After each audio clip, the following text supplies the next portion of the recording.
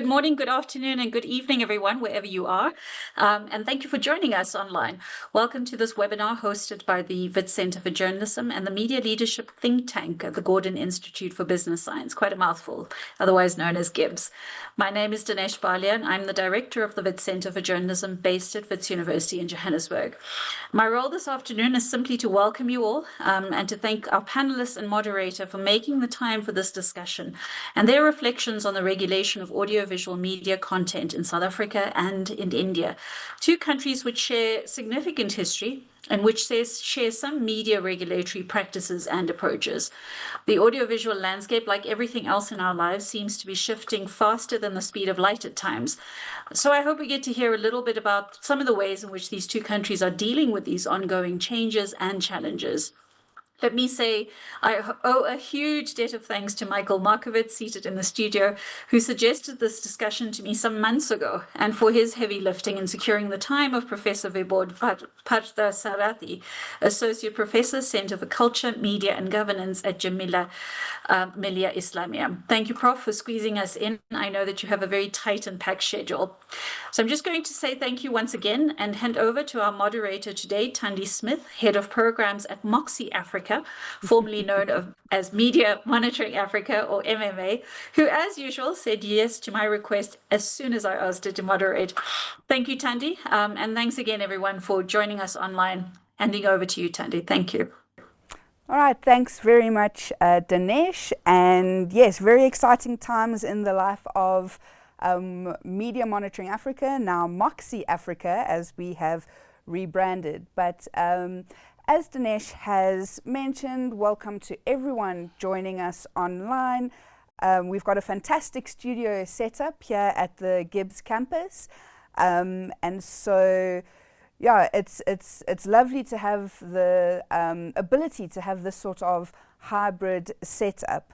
I'm joined in studio with by my two panelists, and really our conversation today centers around how South Africa and India are both dealing with very complex audio-visual VOD markets, complex regulation.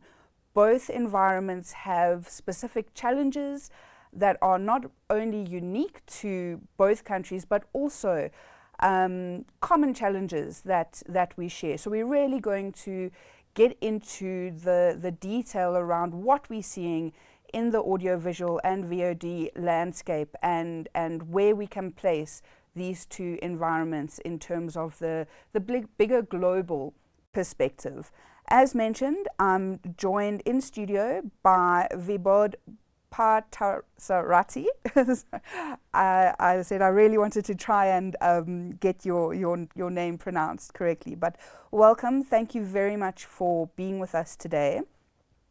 Vibodh has been at the forefront of media policy and industry studies in India. He has, besides over 50 articles and book chapters, Vibodh's co-edited best-selling Platform Capitalism in India and the pioneering double-volume best-selling India Media Economy. His innovations in teaching media governance significantly feature in the Pedagogy in Practice. Vibodh actively nurtures the ecosystem of media policy and media and policy studies through his roles at Media and Journalism Research Centre, the Essia Centre and the Media Foundation. We're very fortunate for you to give us your time today, so thank you very much. Thank you for having me here. And as well, we have Michael Markovitz in the studio. He is the director of the Media Leadership Think Tank here at GIBS. He is an adjunct faculty member at GIBS, at the Gordon Institute of Business Science, an independent research and advocacy platform advancing solutions for African media in support of democracy. He has designed and launched the inaugural executive program in media leadership at GIBS in 2025. He is also recognized as one of South Africa's leading experts on media and tech policies. So Michael, thank you very much for giving us your time for this conversation today as well. And so I think we are going to jump right in to the conversation, and to kick that off, I want to start by exploring the general sense of the market, the audiovisual market, the VOD market, what we're seeing in the media ecosystem in both South Africa and India. And we'll start by looking at the South African context. Michael. Thank you so much, and actually welcome both of you and everyone to GIBS. Basically, the South African broadcasting market and audiovisual market is trapped in a bit of a time capsule in terms of regulation, which I'll get onto now, but just for people who may not be familiar with it, you know, in 1993, everything became possible. 1994, before that, there was only really the SABC, Mnet, which is a nascent pay TV operation then, and some radio stations. And so what we saw between 93 and that whole decade was the licensing a lot of commercial stations, the licensing of a free-to-air TV station, now known as ETV, and we saw a burgeoning of the broadcasting industry. And that has carried on, but without much change to the regulatory framework, certainly for the SABC, the public broadcaster, and the private sector. We have seen, of course, like in many, many countries around the world, we've seen the entry into the market of global streaming players, giants like Netflix, Amazon, Disney, etc., who have customers in South Africa, but are not regulated in any way like the broadcasters are, and we can talk about that later. But I do think what's interesting for us now at this juncture is how do we get our broadcasters, because what you've got at the moment with the broadcasting setup, the SABC's got 19 different radio stations and a number of TV channels. It's basically the broadcasting sector is trying to run 2025 businesses off a 1993 operating system. And I think that's something we should just get into, because that's really where the policy hiatus and vacuum has been.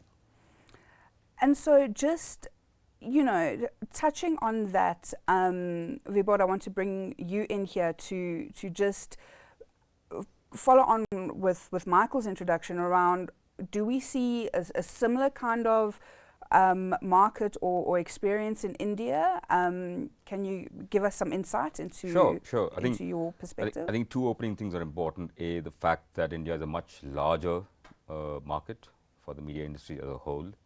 And it's a tremendously diverse multilingual media market. Some of those linguistic markets are larger in numbers than markets within the EU of particular countries, just to give you an idea of how large these markets are. But the phenomena which sort of Michael talked about is about broadcasting opening up in South Africa.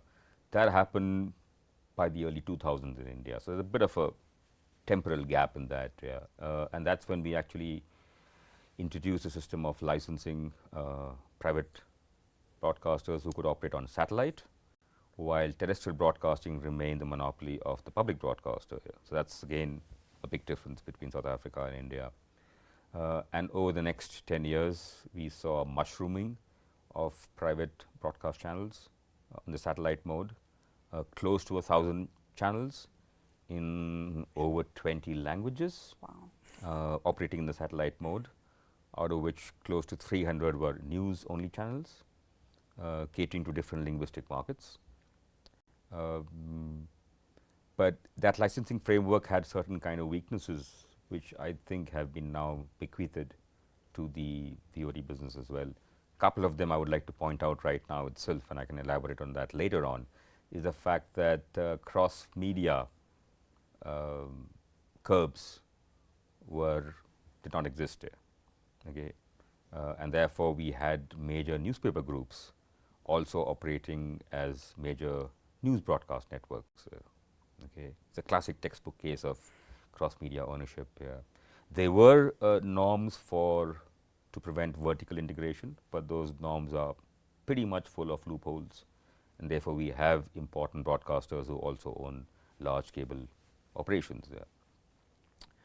And of course, there were no caps on permissible market share, and therefore we see the expansion of certain broadcasters, whereby about a dozen broadcasters now who are multilingual have a very large share of both audiences and advertisers. And I think it's important to make a distinction when we talk about market share between the market share of subscribers, audiences, and advertisers, and we'll come to that when we talk about the VOD market. Yeah. All right, thanks very much. Michael, I want to come back to you. Vibodh just mentioned or talked a little bit about cross-media ownership, and it brings in the issue of plurality and diversity. And before we get into the sort of details around the regulatory frameworks, can you just touch on some of those issues that we see in South Africa, especially with, we've just gone into quite a controversial business deal in the landscape. Can you just give us a bit of perspective on how you see the cross-media ownership, or how we are in terms of plurality and diversity with our media ecosystem? It's a really good question, because the ownership regulations, in fact, I was on a technical committee in 1993 which drafted the Independent Broadcasting Authority Act, which at the time in 1993 was sort of international best practice, had local content quotas, community media, and a range of licensing processes that created independent regulator. And at that time, it also had ownership restrictions on how many radio stations you could own, whether newspaper proprietors, who were then the other big media, maybe I'm dating myself too much, people probably don't remember when newspaper groups were seen as big media, but there was restrictions in terms of what you could own as a newspaper group, and in terms of radio and television. You know, those limitations, I hate to say, are still on the books, 32 odd years later. And so when you come back into the plurality thing, look, the regulator, which is the Independent Communication Authority of South Africa, which has jurisdiction over broadcasters and telecommunications operators, is not the only regulator that deals with plurality, diversity. It's also the Competition Commission. So when a deal like the one that you're referring to, which was when Canal Plus acquired MultiChoice to give a French group 90% control of African paid TV across the continent, which is a big deal, it has recently been approved by the Competition Commission. So, in terms of our market setup, one of the biggest players outside in terms of size, etc., is foreign owned, and you could say that most of the players now, if you take Netflix, etc., are foreign owned.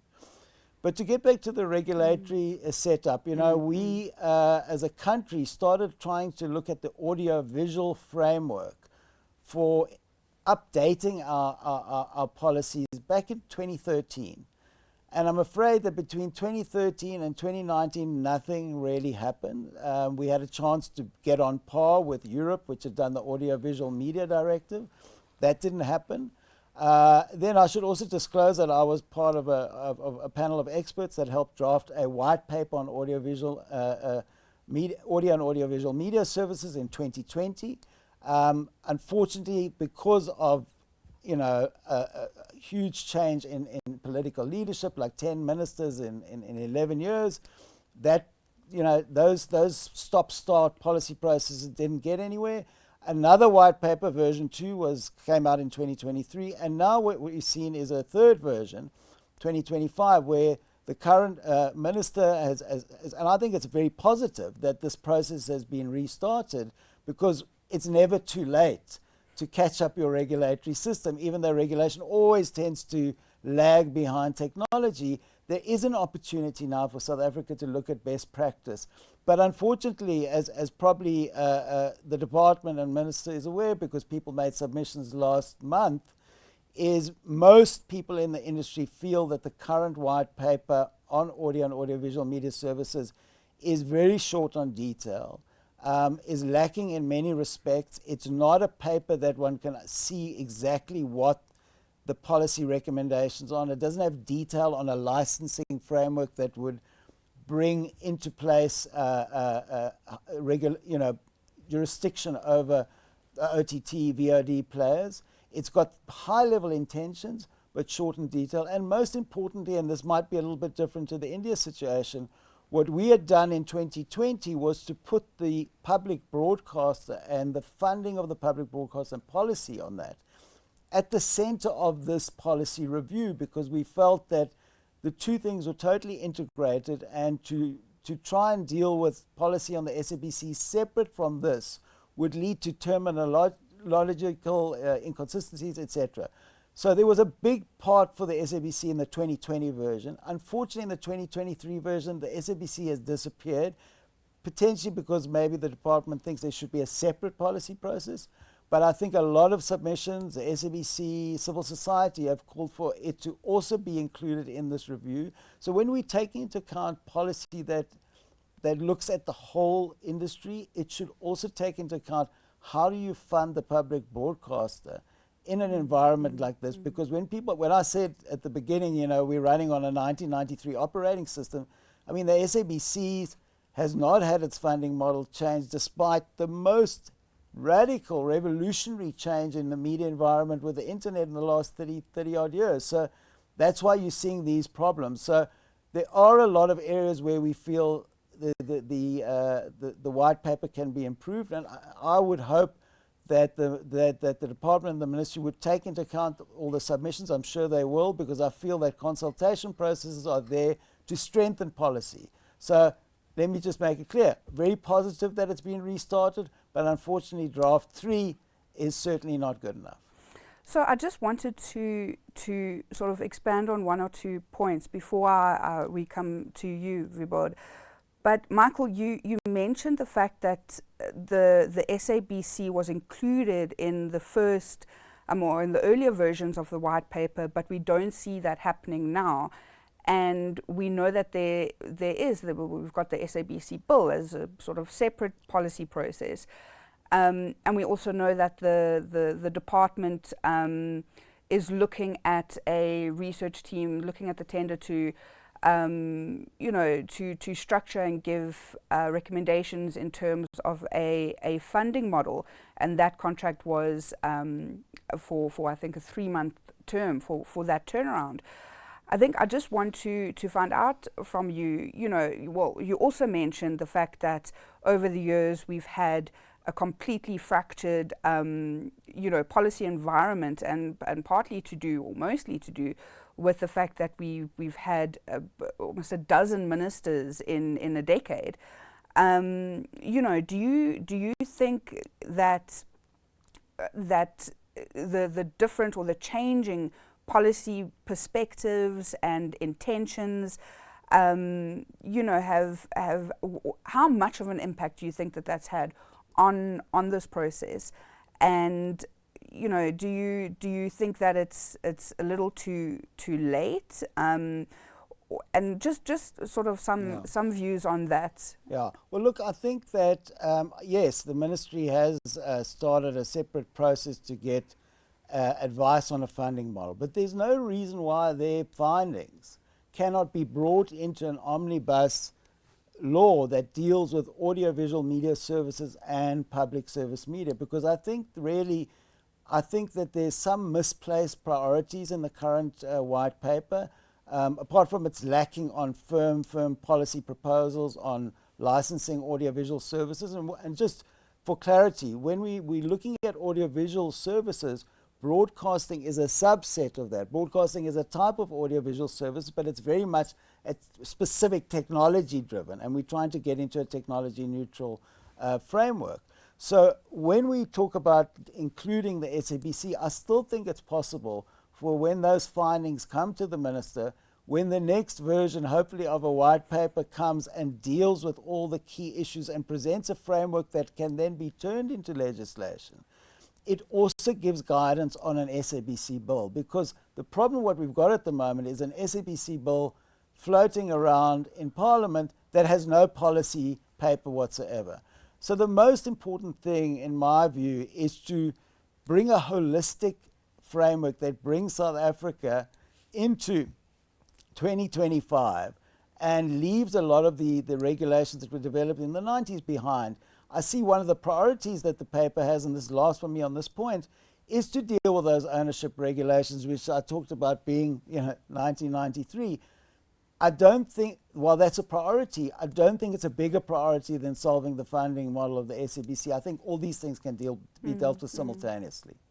All right, thanks very much. Vibodh, I want to come to you now to take us into a little bit more depth around India's regulatory frameworks and how you're dealing with your current market setup, and how is India aligning to, or is India looking to align to, other best practices? What are some of the challenges and lessons that we can learn from your experience with the regulatory environment? Yeah, sure. So I think one similarity from what I see Michael saying is that we also tend to have a relatively fragmented regulatory architecture. Yeah. So yes, the Ministry of Broadcasting is at the forefront of it, but because of streaming and other kind of content going online, the Ministry of Information Technology that deals with the internet is involved in that, and because India is effectively a telecom, internet access is to telecom, the telecommunication ministry is also involved in that. So there are clearly different kinds of ministries which have different remits. There are instances of turf war which have been happening now and then. And then we have the regulator, the TRAI, which actually began as a telecom only regulator, and then down the line in the early 2000s, it also included in its mandate some aspects, not all, but some aspects of broadcasting and radio. And therefore, what seems to be emerging, if I kind of look back over the last 25 years, that there seems to be a kind of a history of missed opportunities. Okay, we had actually proposed a convergence bill. The government had come up with a convergence bill in the late 90s, which I think was a very forward-looking idea. Okay, we could talk about the details later on, but as an idea to talk about convergence in the late 90s, I think was very much pioneering. But that remained a bill. Then we had a broadcast bill in the 2007-2008. Which was responding to the way in which the broadcast industry was growing, largely the cable and satellite industry growing. That also remained a bill. And then we had the most recent version of the broadcast bill, which is now trying to look at both broadcast and online streaming in this kind of combined framework that Michael talked about. Which would have both its advantages and I think disadvantages. Yeah. But I think these have been really important milestones where, despite a lot of discussion and suggestions, there's never been a definitive legislative move. So from a legislative side, things are largely in a vacuum. Most interventions tend to happen through the executive, okay, which have their own advantages and disadvantages. And there's a kind of a constant desire to upgrade pre-existing laws, which to some extent makes sense, but I think after a point of time one has to actually go back to the drawing board and rethink the entire thing. Yeah. So, for example, in India, a large part of the internet content is governed through the IT Act, which originally was actually made to regulate e-commerce. Yeah. And that kind of its mandate over a period of time expanded when other kind of online services emerged, such that now it's very much at the center of the regulation of both social media and online VOD platforms. Yeah. So I think there is really a need to kind of to have a kind of a look at the big picture and overhaul both the design, and that's important, not just the substance of regulation, but the design of regulation, keeping in mind the way in which these different segments, which are highly interrelated, have been growing at a pretty impressive rate. Yeah. It also, I think, becomes an opportunity to try and see what kind of safeguards which were traditionally not introduced, but now could be introduced, what kind of safeguards which were traditionally thought were required may no longer be required, and what are the kind of safeguards required for challenges that might come up in the next 5 to 10 years. Yeah. So I think it's a great opportunity to start thinking in terms of an equivalent of a white paper, to sort of learn from not just experiences from outside India, but I think given the unique nature of Indian society and the media market therefore, and the very size of it, I think to learn from our own experiences and missed opportunities over the last 25 years would be the way to actually go forward. Mm-hmm. So I think I want to bring in the issue of sort of a look at how the global big tech space is influencing policy and regulatory development in both South Africa and India. And you know, I'm wondering through the issue of when we look at OTT services, when we look at VOD, we see that yes, there are, you know, some local providers, but we're seeing a massive influx of international players, but international players that are most often from, you know, the so-called global north. And I'm just interested to get both of your perspectives on, you know, do we see our regulatory environment grappling with managing relationships with big tech, and you know, whether there's a stronghold there in terms of how we are approaching our own regulatory spaces? So I think that's the one question. And then while you're thinking through that, I think to just touch on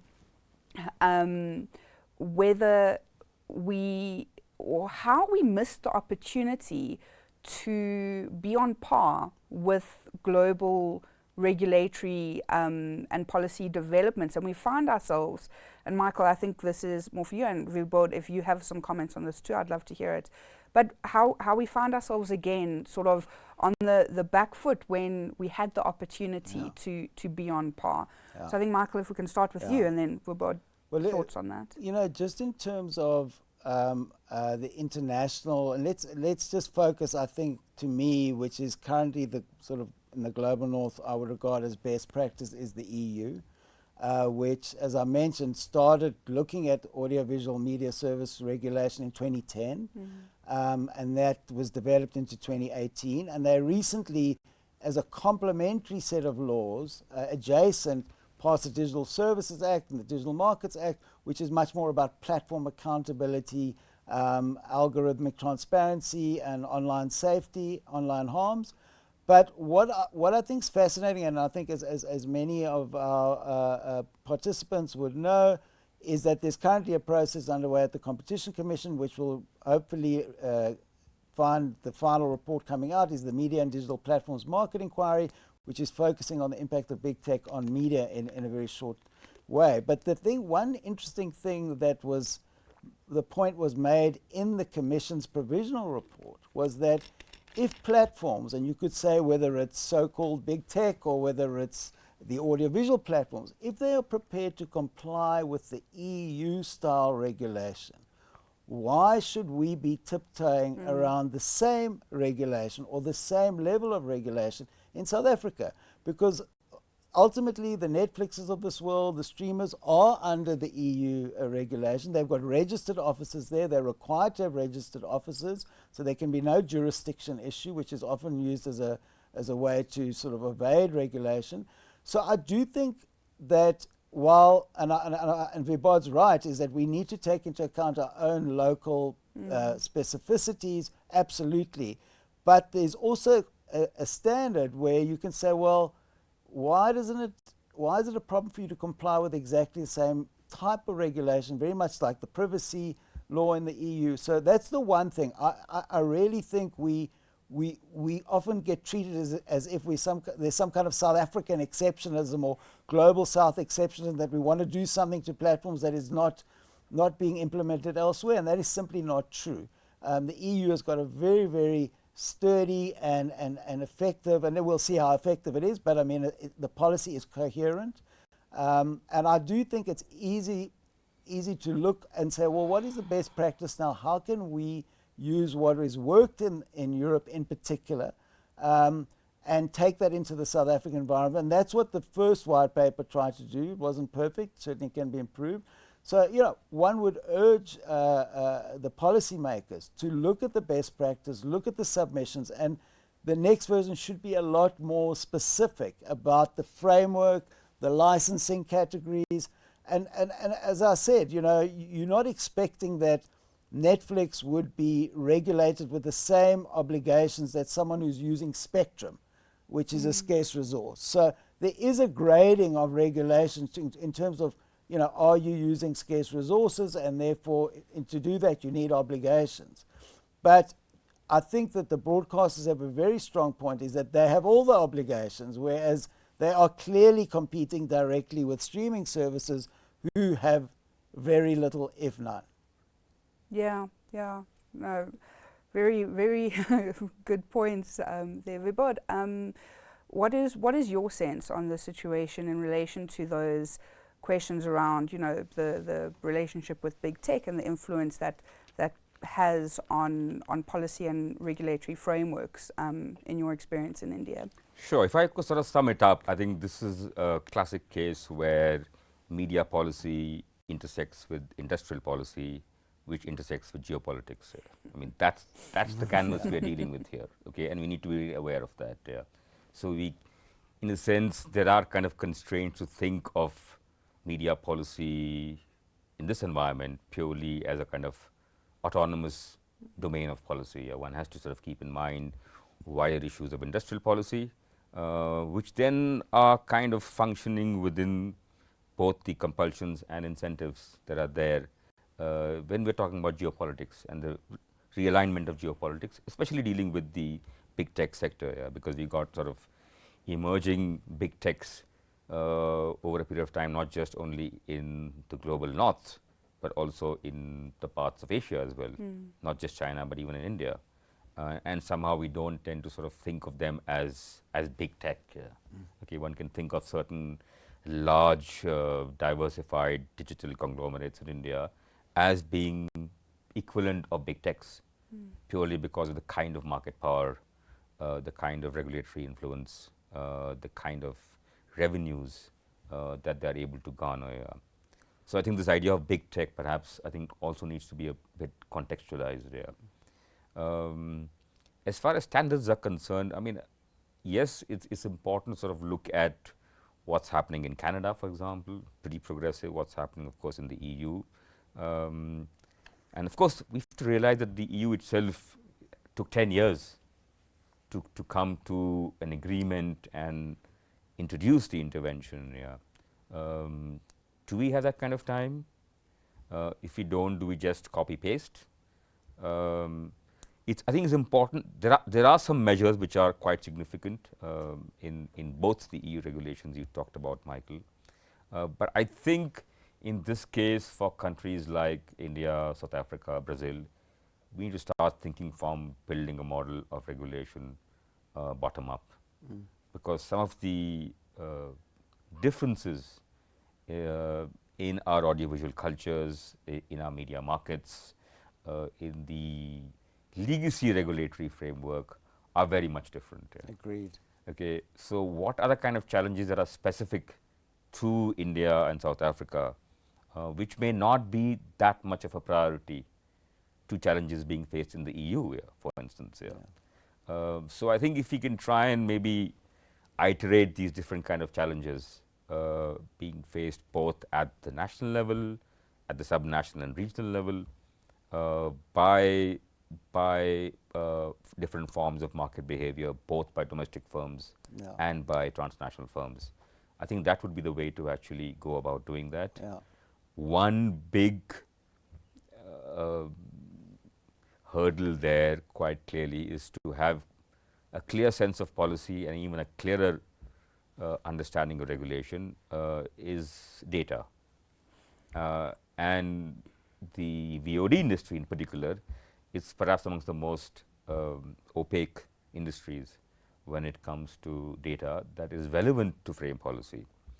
Otherwise, one ends up framing policy purely from a normative perspective, which is important, but I think is insufficient. Yeah. Okay, and I think this is where some sort of international understanding needs to be created in terms of what are the obligations of transnational platforms and even domestic platforms. I mean, there are a large number of platforms from the global south who are expanding into other parts of the global south as well. So, what are the obligations in terms of sharing information which may not be of competitive threat, but information which is important to frame just rights-based, evidence-based policy. Yeah. And in the absence of that, policy making then tends to take all kinds of different motivations. But I'd say, just if I could just respond, I mean, I 100% agree with you. It cannot be a copy-paste. I do think that it has to very much take into account the specificity of the country. And I also think that the term big tech, I would say, is also like getting a bit, you know, cardboard cutout in a sense. I think we can refer to them as large digital platforms. I think, you know, some are very big, some are medium-sized, but I think it's the regulation of these very large digital platforms, whether they're OTT, whether they are social media, etc., that is focusing the mind of policymakers. And I'm hoping that when I do refer to international best practice, it is not simply to copy and paste. Let's see what works. We're very different as well. South Africa, while certainly nowhere near the size of India, you know, we've got 11 official languages. And actually a couple more if you take into account sign language and a couple of others. So we are very keen to make sure that whatever system we have not only promotes our indigenous culture and languages, but also makes it visible in whether on these digital platforms in terms of discoverability. We already raised the issue in the media and digital platforms market inquiry in terms of the algorithms that relegate South African content and they're not findable on those platforms. But when it comes to your VOD and streaming, I think similar kinds of discoverability regulations can be put in place, and they seem to have been worked well elsewhere. Yeah, thank you. I think that that's a really great point to sort of wrap up the conversation at this point. And we do want to give our audience online an opportunity to engage with us, to ask any questions, make any comments. We've got the setup where you'll be able to turn on your unmute yourselves and ask our panel questions directly or give us some thoughts. So we're going to spend a few minutes to give you that opportunity. I think that we should be able to, if you can raise your hand, use the raise hand function. We'll be able to see on our screens here. And then please introduce yourselves, and you can go ahead and ask. Do we have any, and if I can get some tech support to help see if there are any raised hands on the Zoom. And yes, please turn your cameras on and unmute your speakers when you do so.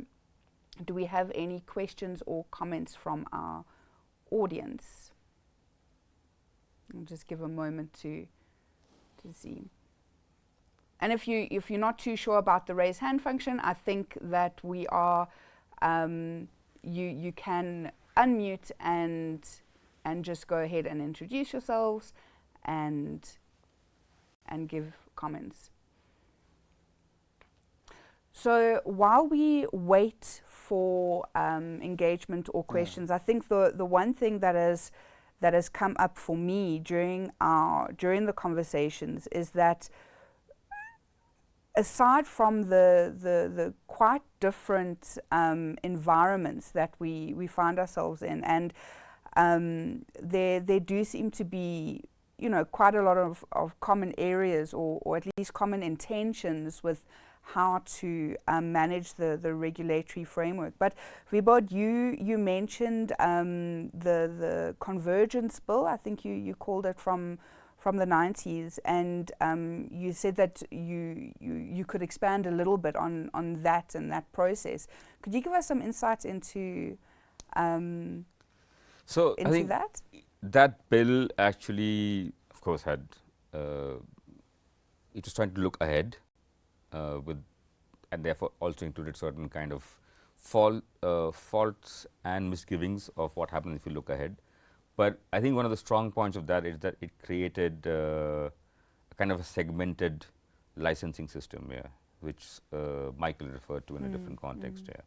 So what kind of service, whether it's a content service or a carriage service broadly, needs what kind of licensing, and if that licensing should be a case of hard licensing or soft licensing.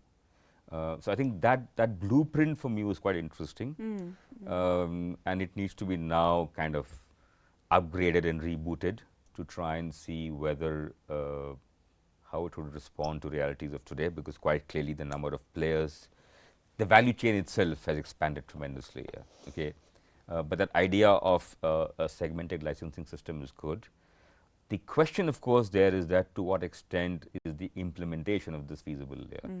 So very often there is a trade-off between desirability and feasibility, and this is something all regulatory discussions and of course scholars also deal with here, which is essentially the sort of the kind of tension between the kind of the normative aspect of policy making and the operational aspects here.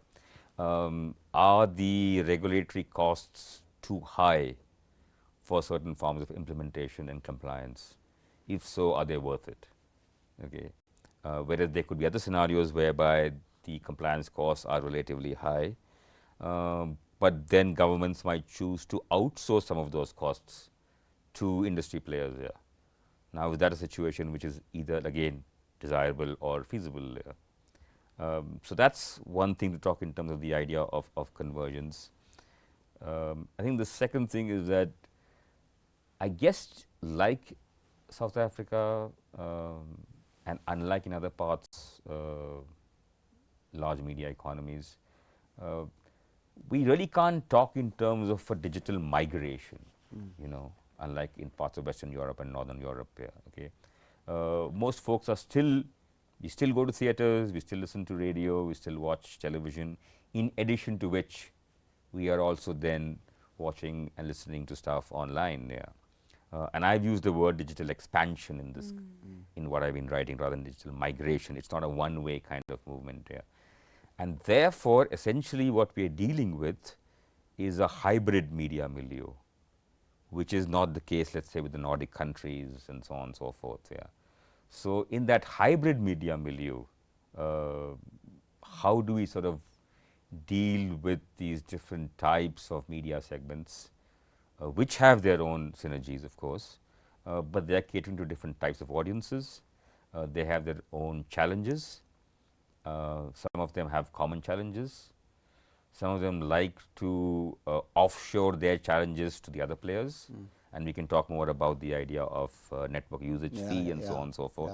So I think a hybrid media milieu, a multilingual media milieu, poses certain kind of challenges, both to the design of regulation and in terms of the priorities. I mean, actually, it's quite interesting is that there are two elements in terms of infrastructure that I think we could talk about. One is on the consumer side. I think that it's all very well to sit here in this nice studio and talk about streaming services, which we know that a large percentage of the South African population cannot afford the data to stream. Most of them, 70% of people in South Africa access the internet via their phones. And therefore, it's very important that when we're looking at the content layer and regulation of the audiovisual services, we're also looking at policy on the cost of data. So that's the first thing I'd like to talk about on the infrastructure side. On the other side, it's interesting that the Telecommunications Association is, like many telco operators in the world, is seeing the streamers as sort of, I don't say they use the word, but free riding on these expensively rolled out capital intensive networks, and are asking under sort of, I think it's called fair share, that some of these big global players contribute to the infrastructure. I'm not really comfortable with that approach. I do believe that that people don't buy a fiber line to send email. They do it because streaming is driving the take-up of fiber and internet access. So I'm in favor of keeping that content layer and the infrastructure layer separate, but we know it's not just a South African debate. We know that it's elsewhere, and I was just wondering how that's been dealt with in terms of the telcos in India.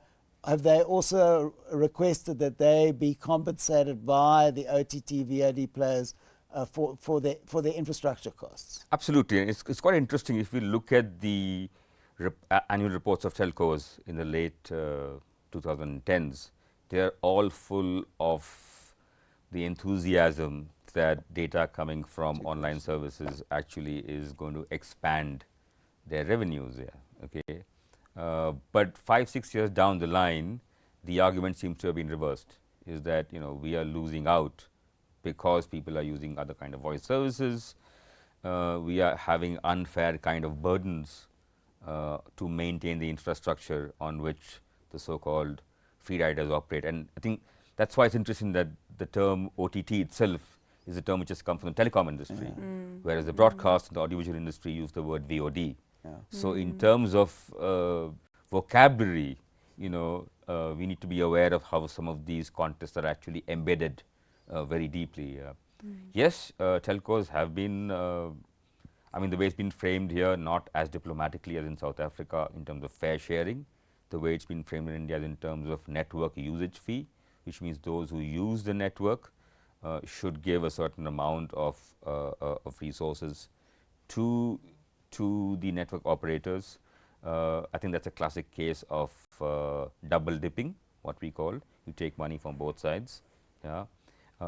It also ignores the fact that actually some of the large platforms are also investing in different parts of this network, which may not be as visible to the viewer or the audience as the teleco lines are. So I think this needs to be looked at far more closely, such that I think there is a clear element of justice in a demand which I think is a little bit itself over the top here. We've actually only got a couple of minutes left, and I see we do have 2 hands on our screen and one written question. So I'm going to give the 2 hands an opportunity to ask their questions. Sibangani and Dimitri. Sibangani, if you want to unmute yourself and introduce yourself and go ahead, and then we'll take Dimitri after that, the written question, and then I think we'll look at answering those and some wrap-up remarks at the same time. Sibangani? Okay. All right. Thank you very much for this wonderful and insightful webinar. My question perhaps is on the issue of sustainability of public media. I wanted to hear from the colleague from India, what exactly has India done in terms of creating sustainability frameworks? Because in Africa, for example, the issue of sustainability of public broadcast or the audiovisual media is always come under pressure because they are dependent quite a lot on the treasury, and also that comes a lot with the state interference. Yeah, so that's number one. Number two, the issue around reaching the unreached, especially in rural communities. We come from a background, very terrible background of colonial and struggles, and you realize that until now, reaching the unreached has remained predominantly very difficult. And from the perspectives of regulation, what exactly is happening in India to ensure that there is an inclusivity to make sure everyone, whether it's rural, urban, or far, they too have access to what they deserve in terms of media? Thank you. All right, thanks very much, Should we get the other Sibangani. question first? Yeah.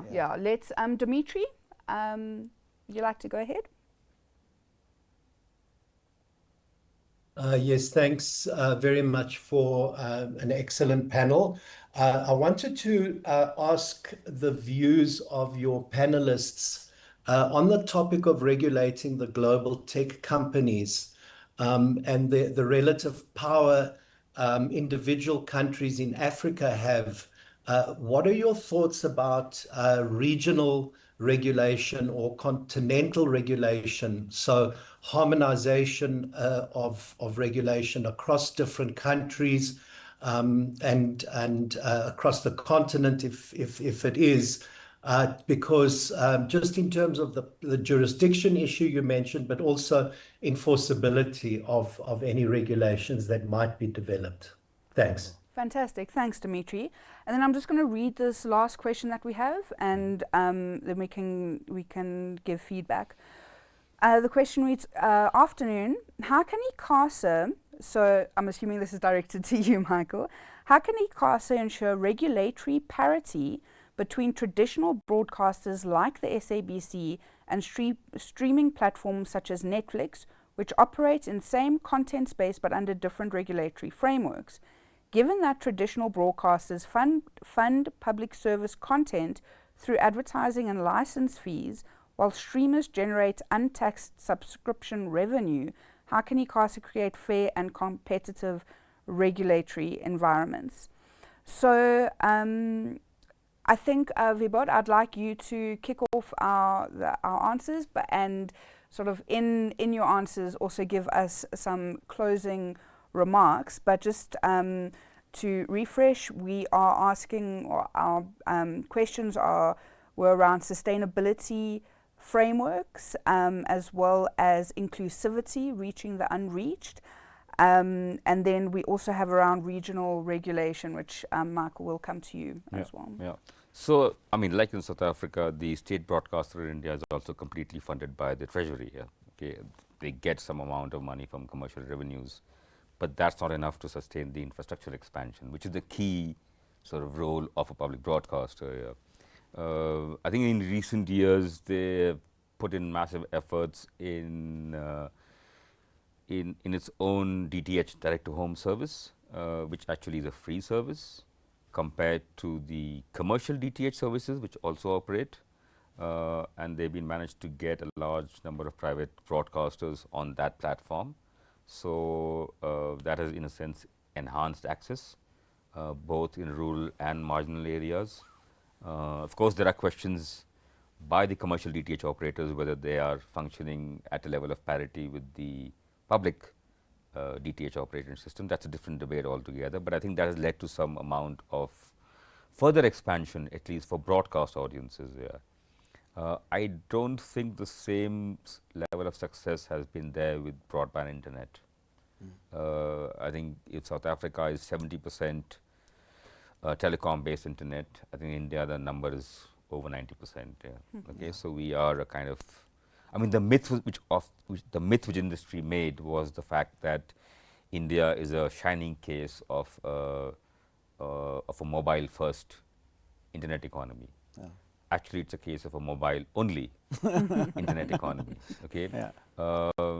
And I think broadband connections are largely left to in urban areas.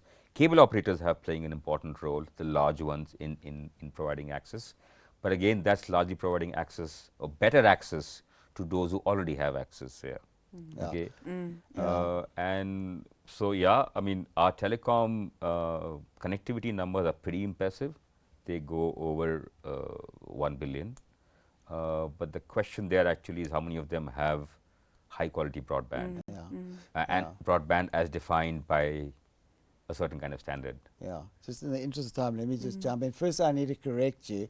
Only 3% of the public broadcast in South Africa is funded by the Treasury. The rest is advertising and licensing. Including for infrastructure. Yeah. Okay. So, but that we can have another whole session on that. That's another webinar. But just very quickly, because I know we literally got a couple of minutes, is firstly on the regional point that Dimitri raised.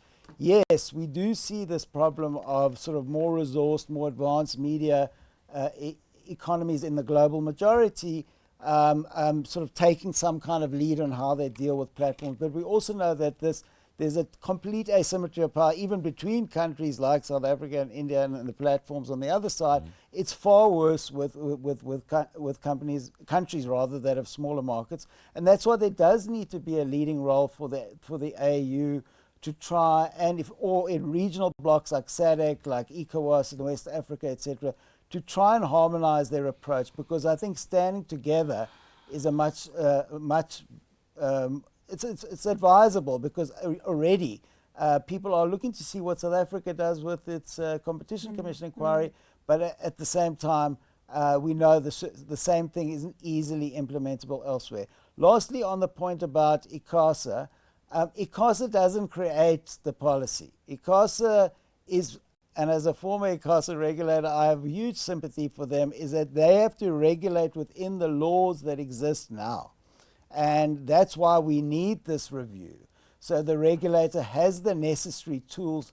When I say parity, obviously they're not going to be exactly the same, but they are under the same licensing framework, and it will provide more fairness than the current one, where there's just strong jurisdiction over broadcasters and very little, if any, over the OTT providers. And yeah, just thanks. I also want to thank Vibodh for being part of this. You know, it's not often he's in South Africa, and I'm very glad we had the opportunity to host you for this discussion. Yeah, thanks very much. So we've got 60 seconds, Vibodh and Michael, in 30 seconds each. If you could think of your vision in one sentence for how you would want to see the regulatory frameworks play out over the next few years, what would that be? I think there should be some attention given to reducing the digital dependencies of the VOD operators, because they are highly dependent on mobile operators on the one hand, and they're almost completely dependent on what you call big tech for their back end there. And that actually leads to a question in terms of what do we mean by a local VOD operator if the entire back end is being run by Silicon Valley companies there. Good point. Fantastic, Michael. I think there needs to be urgent focus on putting together an omnibus policy that deals with audiovisual media services in a general sense and public broadcasting in a very specific sense. At the same time, it can include different bills, but let's deal with it in a coherent regulatory framework. Fantastic. And with those closing remarks, I'd like to thank my panelists, Vibodh and Michael. It's been a fascinating conversation. I've learned a lot. And I hope you have too, our audience online. Thank you so much for taking time over lunchtime to join us today. And I hope it's the first of many further conversations on the issue. So thank you and enjoy the rest of your day. Thank you. Thank you.